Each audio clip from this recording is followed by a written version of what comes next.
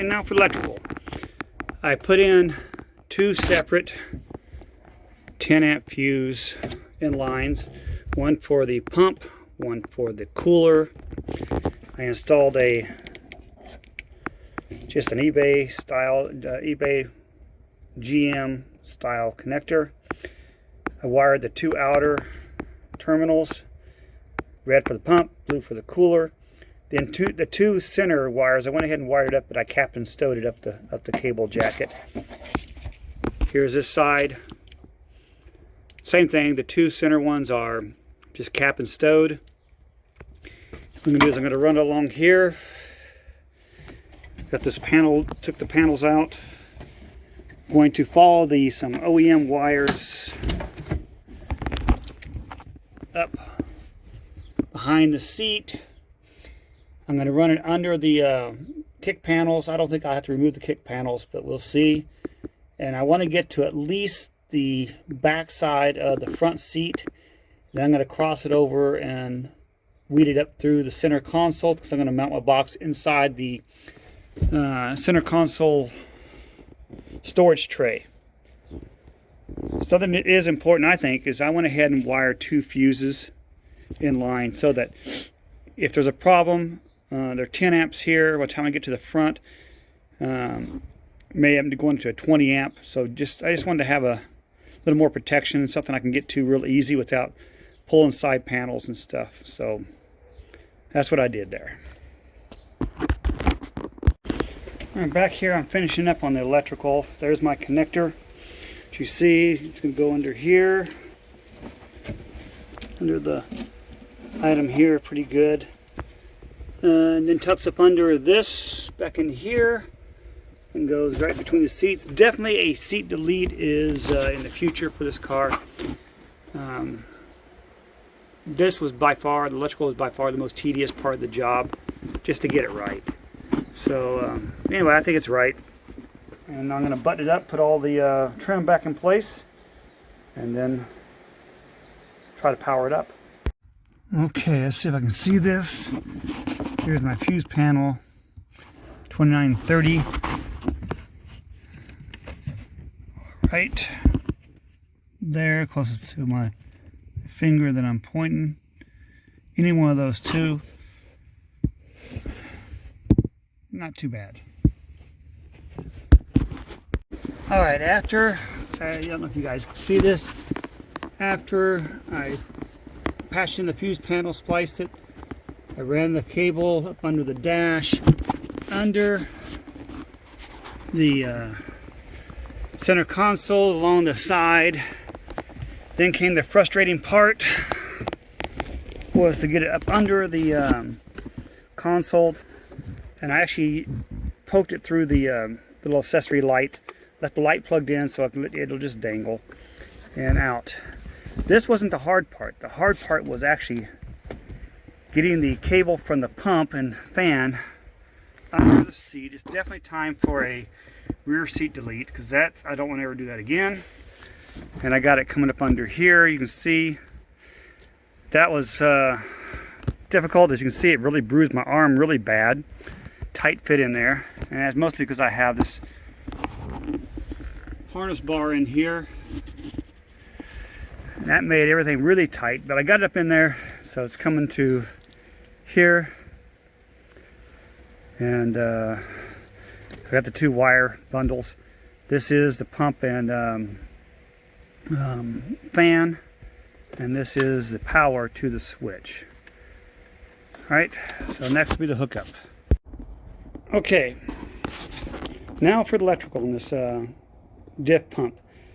I looked on eBay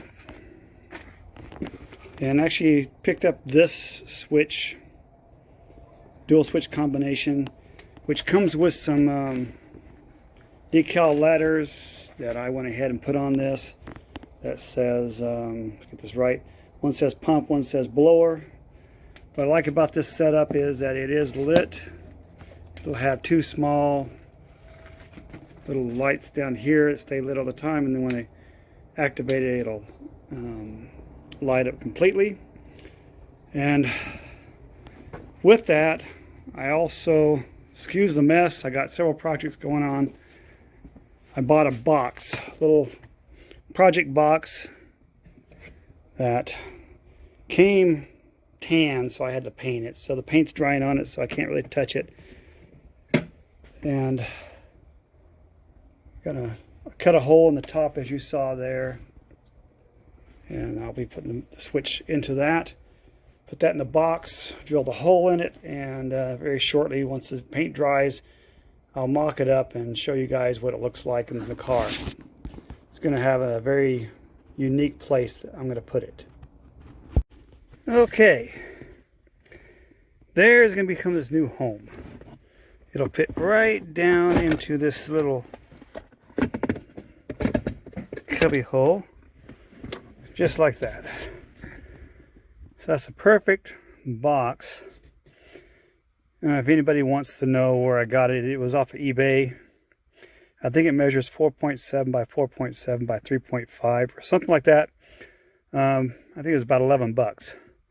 But it gives plenty of room for the wires. As you can tell, it sits down in there real nice. Easy to get to. Even with a helmet on, I can just feel for it and click it. And it's good. I don't really use this center console anyway. I got a bunch of junk I took out of there, but that junk just stays in there. So in any case, that's where I think I like it there. So I'm going to put a small hole down in here, down in the bottom there, to fish my wires through. And it's got a small hole I cut in at this. And here. You can kind of see it off to the side. That's where the wires will go in. So it shouldn't be too bad. I'll run the wires from the trunk. I'm going to go probably along the passenger side door, seal, then up into the fuse panel, tap into the fuse, and then run the wires to the center console and over. There you go. This is where the cable comes through this little light. I got it going through the box. I have the box in here now. Now I'm going to wire it up to the switch. But I can tell you for sure the hardest part of this whole install is the electrical. Only because you want to get it neat and well protected. I did protect the wires really well with the sheeting, as well as anytime I saw that it's going to be in a tight fit, I put an extra layer of tape around it. So it actually has taken me longer to do electrical than it did the whole mechanical aspect of this thing, but it'll be done right. All right, okay, it's all hooked up. I got plenty of space here. Looks a lot more complicated than it is. The nice thing about this switch is it does come pre-wired. I do always mark my switches in the back just because my luck is I'll actually cross them. I will see these nice screws here. I will be coating those with some RTV just so that they don't poke a wire under vibration. So let's attention to those little details that make this project good. I'll also put some little electrical tape around those posts. I just want you to be able to see them, this little spade. And the next video we'll see it installed and powered up. And here's the last installment of this video. It is with everything hooked up. Let's see, turn this thing on here. I don't know if you can see this. Let me try to turn the electrical off. So those lights stay on whenever the key's on or the accessory's on. Then you hear the pump.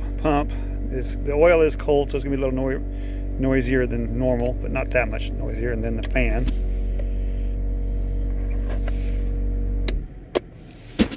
And as the fan winds down, the light will go off and then off. So there you go, all hooked up. Still got room in the center console for other items, but that's primarily the thing that's going to be in there. It's an enjoyable project. Once again, the hardest part was weeding the wires, in my case under the seat, going from the fuse panel to the console. It wasn't too bad. It was just I like to make everything nice and neat, so it got a little more tedious than some people would spend on it. This is the only thing that's really loose, is this little light. but it's not going to hurt anything, so I'll just leave it. But that's the install of a diff cooler that is up in the spare tire well. As I said in the first video, is when I installed the pump cooler. Most guys put it under the spare tire well, but it's really hot up under that car. So I install mine up inside that spare tire well. When I'm at the track, I don't ever use it. Everything goes out of it anyway in the trunk. And I don't use the cooler for street use. Every once in a while, if I do a canyon run, I'll put it in, take the stuff out and put it there, but I highly doubt it. So this will be strictly a track use type of item. And that's it, guys. Thank you for watching.